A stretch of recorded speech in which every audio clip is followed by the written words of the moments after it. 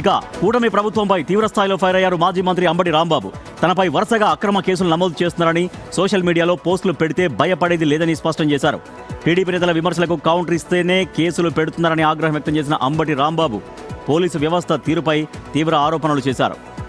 రాష్ట్రంలో పోలీసులు క్లబ్బులు నడిపిస్తూ రోజుకు లక్షలాది రూపాయలు వసూలు చేస్తున్నారు అంటూ సంచలన ఆరోపణలు చేశారు. న్యాయపరంగానే కేసులు ఎదుర్కొంటారని తేల్చి చెప్పారు అంబటి రాంబాబు.